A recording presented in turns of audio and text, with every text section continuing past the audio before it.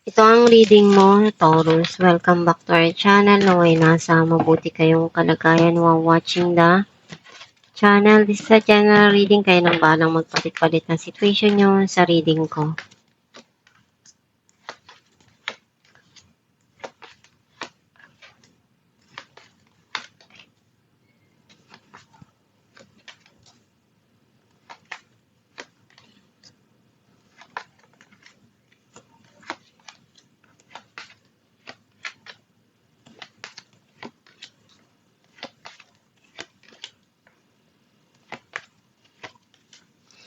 At the bottom of the deck, 6 of Wands. I feel like ang sense ko na energy mo, may mga goal ka na na-achieve and handa ka kung ano yung dumating sa buhay mo at kung ano yung kahinatnan nun.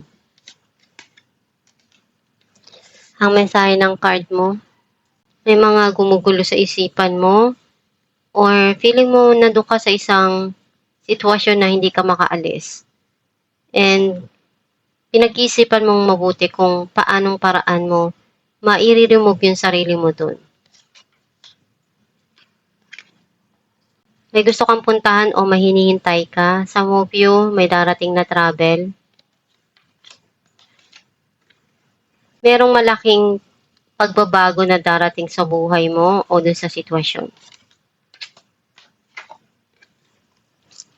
May darating na celebration, some of you, pagkikita or pag-aayos.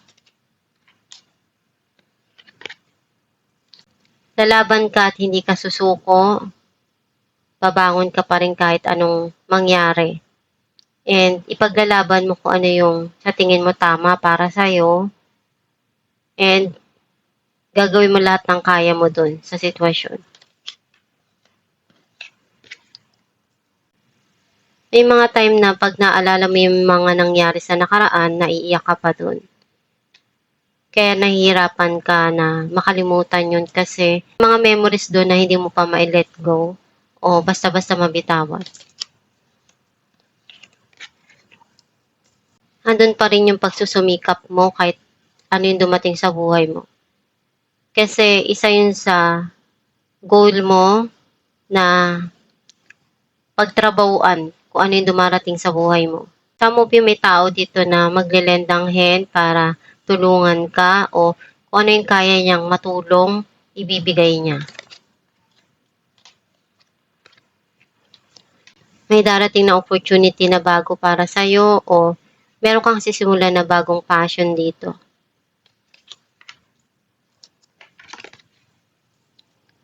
Andun yung pinapakita ng tao na to yung kanyang paglalambing at panunuyo. Natuto ka ng maging matapang at magpakatatag. Some of you, marami kang pinagdaanan at na-overcome mo yung mga pagsubok na yun dahil yung mga naranasan mo dun, isa yun sa naging way para maging matibay ka at humarap at gawin ko ano yung lahat ng kaya mo sa sitwasyon. Napunuan mo na lahat ng cups na to at ngayon may darating na dito na long term na magpapasaya sa'yo. Some of you, masaya ka na nandyan yung pamilya mo, sinusuportahan kung ano yung mga ginagawa mo, at masaya ka dahil nandyan sila palagi sa bawat pinagdadaanan mo sa buhay. May tao na nagbibigay ng advice sa'yo o may mga desisyon kang kailangan na gawin dito at pag-isipan ng maigi. Clarify natin ng 8 of Swords, Strength and Page of Cups. Ngayon natututo ka na mahalin yung sarili mo. And isipin kung ano yung magpapasaya para sa'yo. At isa yun sa nagpatibay sa'yo. Yung mga pagsubok na pinagdaanan mo. Clarify natin ang 3 of Wands, the Sun and 5 of Wands. Unti-unti ring maghihil yung mga situation na nangyari o kung ano yung mga nararanasan mo. Clarify natin ang Death. Death and the Hangman. Clarification, napakagandang pagbabago nito sa buhay mo. Kung dati nahihirapan ka na alisin yung sarili mo doon sa isang sitwasyon, ngayon magkakaroon dyan ng pagbabago dahil marirealize mo na kung paano mo magagawa ng paraan yung sarili mo to remove yourself sa isang sitwasyon na feeling mo na stuck ka. Clarify natin ang Three of Cups, Queen of Wands, and Knight of Wands. Magkakaroon dito ng reconciliation at ipapakita yung affection sa isa't isa.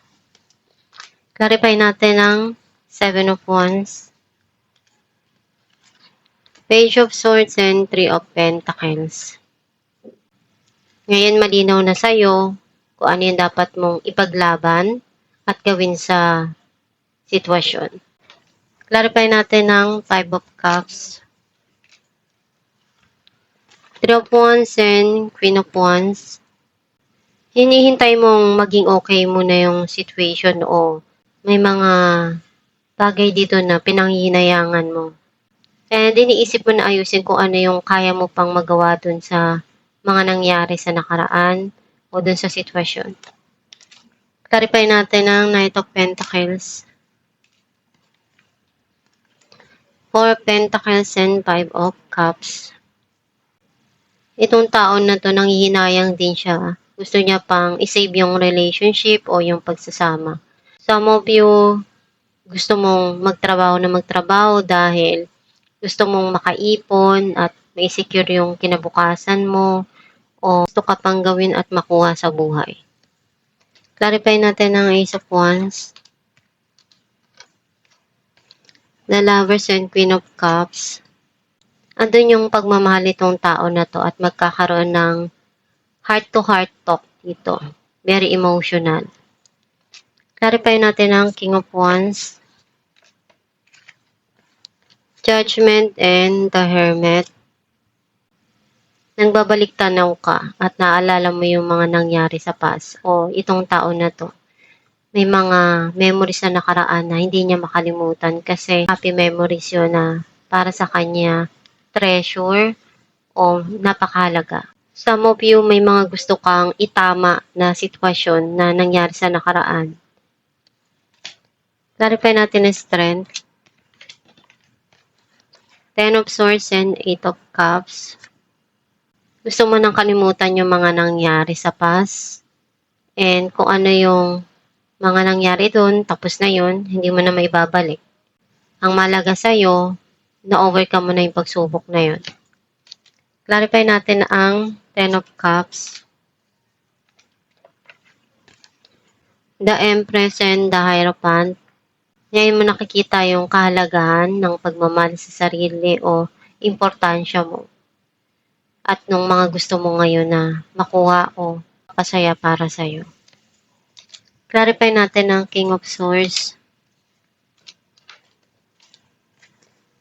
King of Swords, and Ace of Pentacles.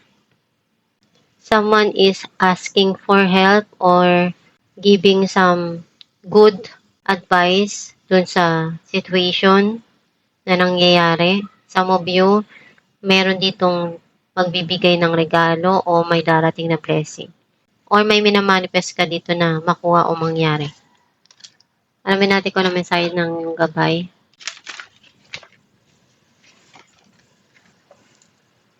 Innocence. Beloved one, everyone is guiltless in truth, as no one can alter God's handiwork of perfection. Give us your feelings of heaviness so we can lighten your load. Give us any guilt, anger, or blame that may thwart your loving outlook. Enjoy the peace within your heart once more.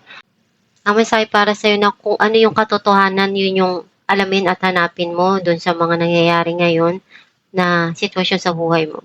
And mahalaga kasi yung totoo at kung ano yung tama. Kasi kapag nagdesisyon ka at alam mo sa sarili mo na iyon yung tama na gagawin mo o handa ka na harapin kung ano yung babalik sa'yo o magiging outcome ng mga decision mo. And kung sa tingin mo minsan may mga nangyayari sa buhay mo na naguguluhan ka o hindi mo mapagdesisyonan ng maayos dahil magulo pa yung sitwasyon o hindi mo maibigay kung ano yung kailangan sa mga nangyayari. Magdasal ka lang palagi, nandiyan ang Diyos Ama para tulungan ka at gabayan ka. Huwag kang matatakot o susuko do sa mga pinagdadaanan mo. Pagkos maging matapang ka at ibigay mo palagi yung kaya mo at best mo sa mga nangyayari sa buhay mo. And pagsumikapan mo lang palagi yung mga pangarap mo sa buhay para ma-achieve mo. At itong yung reading, Taurus, kung nakaresonate ka, kindly comment down below. Thank you for watching. Guys, meron po tayong binibenta na Aram Herbal Oil na makakatulong sa sumasakit na ugat o kumakati na varicose vein sa kamay man o sa paa. Ipahid sa gabi bago matulog at i-massage. And nakakatulong din siya na mag-fade ang iyong varicose vein. Ipahid 2 times a day at i-massage araw-araw. Gawin mo ito araw-araw para mag-fade yung varicose mo. Kapag masakit yung kamay mo, pwede mo rin siyang ipahid sa gabi at i-massage mo para pagising mo sa umaga, marirelieve na yung pain na naramdaman mo. Pwede kayong umorder sa Shopee or sa Facebook. Meron po tayo dong page na Star Shines. I-message nyo lang yon or mag-check out kayo sa Shopee.